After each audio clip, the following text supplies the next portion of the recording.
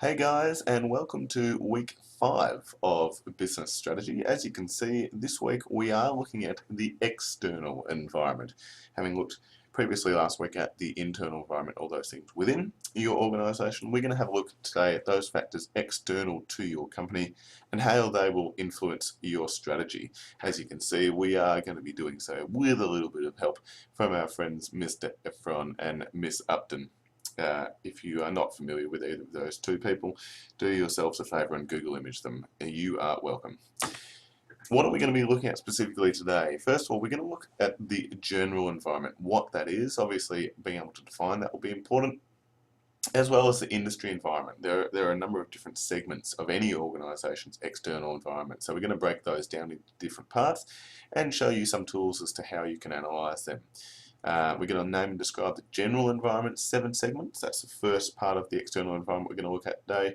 We're going to identify the 5 competitive forces of an industry environment, and also look at how they determine an industry's profit potential. That's obviously going to be of interest to you as a firm in that industry. If you're looking to stay or enter into that industry, you'll want to know how much money you can make out of it.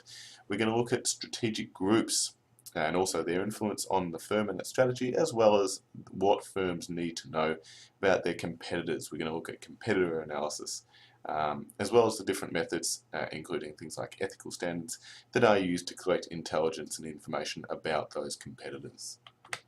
Alright, as I said at the top of the this week's topic, there are a number of different parts that we're going to look at as part of our overall external environment analysis, and there are 3 in particular that we're going to focus on. The first is the general environment, those things that have an influence certainly on the firm and its strategy, but not a direct influence necessarily, and certainly we as a firm struggle to have control over these forces, and you can see them around the outside of this diagram here.